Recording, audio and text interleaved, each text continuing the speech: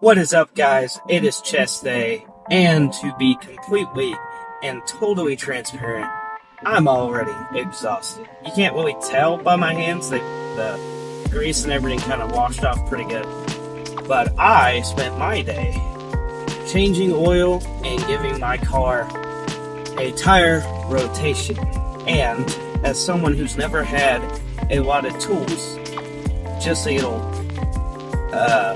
Jeremy Swires tip on tire rotations or changing tires in general. If you don't know how to already, one, I would always recommend have a torque wrench, and all that is basically you set it to a certain setting so you can actually be able to tighten your lug nuts to the exact torque they need to be to hold your tires on. And you will see that in both your owner manual and typically on a sticker on the side of your vehicle that also tells you like your tire pressure and everything. But if you don't have a torque wrench, like myself, I've never owned one. I've rotated my tires for years. It's never been an issue. The best thing I can recommend is when you're putting the tire back on. Obviously, start off by hand. Get the tire as flush as you can, and do your star pattern just by hand, so you can't do by hand anymore. Get out your wrench or socket, but you know what I'm saying, and just keep doing your star pattern for a few rounds, and keep going until it's so tight that you can't do it anymore, at all. You're putting your full weight on all 5 or 6, depending on your vehicle, bolts, and you cannot get it to budge at all anymore. Then, a good rule of thumb, this is my first drive after doing it. When I get to where I'm going, it feels good now. Nothing's shaking, nothing feels out of alignment, nothing feels loose, I don't hear anything rattling, nothing feels off, the steering doesn't feel off. But, when I get to where I'm going, the first thing I'm going to do is I'm going to get my tool bag out, and I'm going to check all 5 lug nuts on all 4 tires. And I'm going to make sure that I can physically still not get any of them to budge. Because then that will show to me that in the drive, because this is a 30-minute drive from my house to my parents' house for midnight dinner. It's a 30-minute drive. If any of them came loose in the slightest, well, then yeah, I need to fix something. I need to make sure they're actually tight. I did not get them tight enough. But I've always done them just by my own strength. I've never had a torque wrench. I have a friend who has one. He offered it to me one time, and then I didn't even know what I was doing with it because he just handed it to me and assumed because I've done my own tire rotations, I knew how to use it. He had to come out and do it for me. He just set it and then handed it back, so I've actually never used a torque wrench, unfortunately. I probably should get my hands on one. But just a quick, aside, no life advice. If you've never changed a tire, it really is simple. So if you look, most vehicles, maybe, at least most vehicles I've had, there will be a arrow on the plastic of the trim of your vehicle behind your front wheel or right in front of your back wheel. Those are known as your jack spots, where the spots of which you are able to jack your vehicle with the provided scissor jack that most vehicles come with. You have a scissor jack and a spare tire, typically. So, those spots are where those scissor jacks are to be used. You lift up your tire. I personally loosen all 5 bolts. Make sure that, because when you're loosening those, you have no guarantee that they're going to break easy. So, you want to start it while it's still on the ground. What I like to do is I like to get the jack lined up and just put against where it's supposed to be, not lifting the vehicle up. Then I want to break the lug nuts. And I do that in a star pattern. I don't know if it's necessarily required when you take it off, but that's what I do. I break all 4 and get them started. Jack up the car. Do at least 2 or 3 rounds on the lug nuts to loosen them. again, star pattern, then I do it by hand to get them off. Take off my tire, put the one I'm putting on. You try to hold it as fresh as you can. You're not going to be perfect. That's the point of the star pattern. Is by doing that star pattern, you're moving each side of that rim closer and closer to being flush with your brake pads. Or sorry, with your rotors. And if you do it right, you should get flush. And then obviously, if you have access to a torque wrench, you get the torque on your lug nuts perfect and be a little more stress-free about how well your tires are held on. Compared to me, it was like, I don't know, I kind of gave it my all and put all 200 pounds of weight on the sucker. And it's really trying and didn't move, but that's a complete guess. You know, for all I know, that tire's about to fly off right now. But enough random life advice. Today's chest day. Brandon asked about going to Stillville's gym. I'm kind of considering it just because I can afford the day passes today. But, we'll see. Personally, I see no point in doing it because we have free membership. But I could save gas. So, we'll see. Either we'll be at Get Vig normal, or we'll be at the old red, white, and black Show Me Fitness of Stillville. So, I guess that's for me to decide, for you to find out.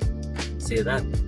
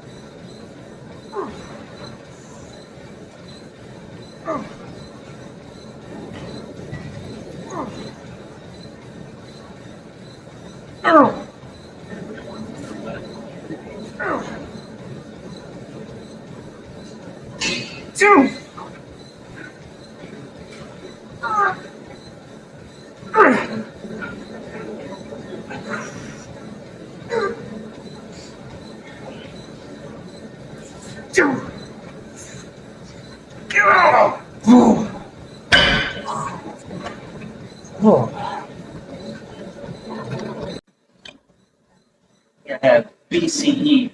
deep chest energy.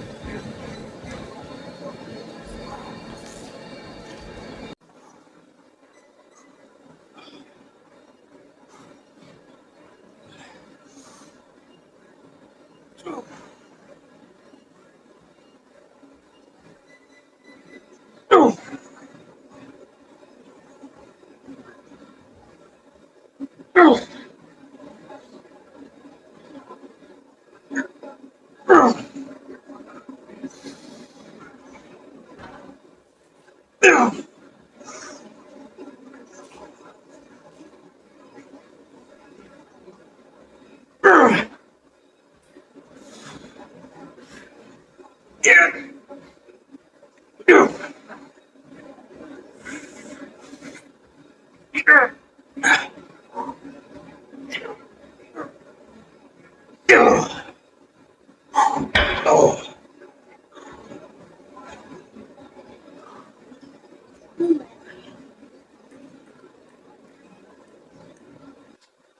All right, guys. Given how absolutely freaking just gassed out I am. I mean, just so freaking tired.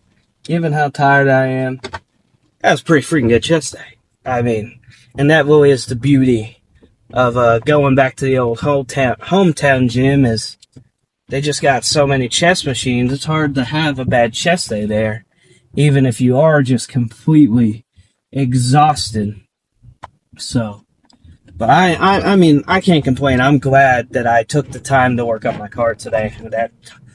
That tire rotation should have been done 2 oil changes ago, and I was behind on my oil change, and this poor thing, I love this car to death, and it's paid off, so it's like I'm going to drive it until it blows, even if I buy even if I get another vehicle that has a payment, I'll probably just have both until this one craps out on me. But I'm winded, but it's a good workout.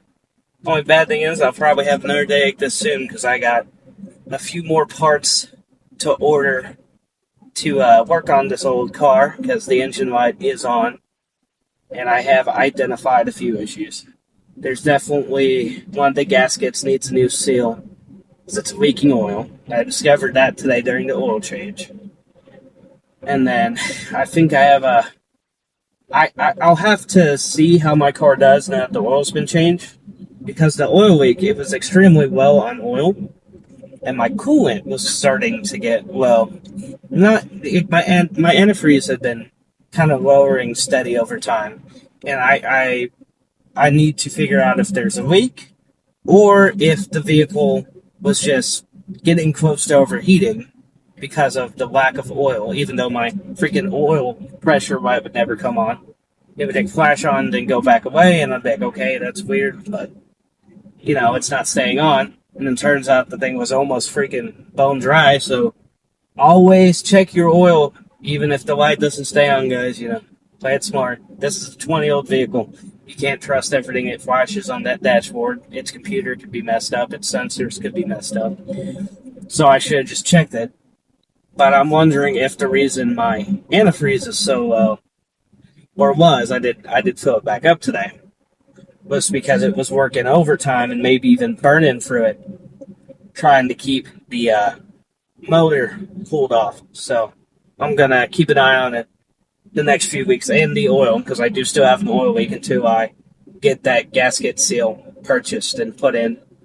But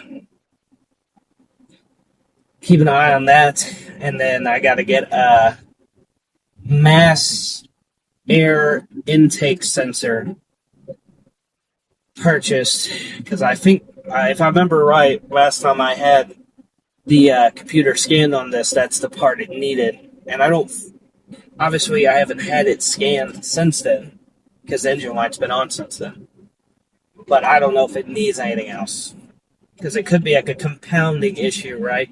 Like the issue of the car has an oil leak, which is causing it to burn through its antifreeze because it was overheating, and it was definitely struggling to shift because again it was low in oil, extremely low.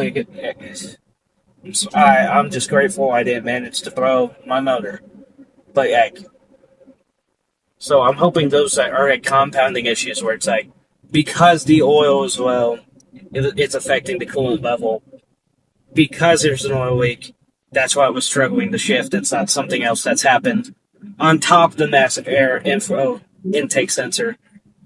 And my mind is just on buying that part and fixing the leak. And it turns out there's like 17 other issues. But I mean, this car, I will never not say this isn't a great car, and that I didn't get a freaking steal on it. I got to buy it. I worked at the dealership I bought it from, so I had my employee discount. So instead of the seven $1,500 they wanted for it. I spent $4,700 in cash on it, and it's one owner. It was owned by a little old lady who only used it for her like super like long distance trips, and other than that, stayed in her garage. And like there's like masking tape all over like the engine and stuff. I was like, this is the last time the oil was changed when she owned it. This is the last time the spark plugs were replaced. This is the last time the coolant was completely filtered out and replaced, like brand spanking new. Like all that is on the motor, and it kept track of, and it only had 130,000 on it when I bought it, and it has 167,000 miles on it now. So it's like really good deal, really low mileage for an almost 20-year-old vehicle. It's 19 years this year because it's an '07. So if you ask me, you really can't beat that. It's an all-wheel drive SUV, so like the snow didn't really bother it. Even though I did play it safe and take those 2 or 3 days off, just just to be safe, because we got a foot of snow out here. But like last year when it snowed, and during this year's snowstorm, this thing handled it like a champ. I mean, yeah, if there's anything I love, it's these old Ford Edges. I had my very first car uh, was a 2008 Ford Edge, so a year newer than this one, and it also had like 150,000 miles on it when I bought it, and I hardly had any issues with it. And it ran like a beaut. The only issue I ever had with it was the blower for the AC, and the heat kept going out. Like I replaced it 3 different times, but we also had like some record high days in the summer of it just being way too hot. So like can't really can't really blame it at 150 miles. At the time it was probably a 14, 15 year old vehicle, and you know it was working overtime to try to cool itself off. So can't complain. But in the end, I got 300,000 miles out of it. And in reality, I probably could have just saved up money the entire time I owned it to replace the transmission and get it the tie rods and brake pads and everything it needed, because it kind of just needed the whole brake system replaced by the time I was done with it. I mean, I literally was probably getting by the grace of God with that car in terms of being able to even stop. You're talking about barely touching the brakes and the whole car just shaking, and it needed new tie rods, new brake rotors, new brake pads. I think it was. I think it had a brake fluid leak on top of that. That because I very distinctly remember pouring like the dot free brake fluid into it all the time just to keep it going. And that thing at the end, its brake system was held together by a dream, just some prayers. God Himself was holding that entire brake system together until I sold that car or traded it in at a dealership. But yeah, I that car cemented my love for older model Ford Edges. Not that I don't have an issue with the newer ones. My biggest issue with the newer ones is that if you know anything about Ford Edges, the older ones handle like a car. Like if you could put yourself in the mind of driving a Ford Fusion or a Ford Focus or in any of their cars, right? And or it doesn't necessarily have to be a Ford car, I guess. You could think of driving if you own a Cadillac, if you own Toyota Camry, if you own a Chevy Cruze, think about driving that, right? That's how it feels to drive this, despite the fact that it is a big 5-seater all-wheel drive SUV. It does not feel like an SUV. These things handle like cars, which makes them extremely easy to speed in, and you're almost too overconfident in your ability to handle curves and high speeds and everything, because they handle so beautifully. Even at 19 years old, I would say this handles better than my mom's current Ford Escape, which is a 2024 active. And it's a good car. Do not get me wrong. It's a great car. This thing handles so smoothly. And I've my time at the dealership that I bought this at, I drove a 2020 Edge. I drove a 2024, a 2025. They handle like SUVs, like big SUVs. So I definitely prefer the older models. I do believe, oh gosh, I want to say the '09s or the '10s unfortunately had a lot of transmission issues. But, we're sitting we're sitting a few years shy of that, thank God. But I mean, even if the YouTube blew up, right? And all of a sudden I have 100,000, 500,000, a million, whatever, some unfathomable number from where we are now. Even if that happened, I want to get rid of this car.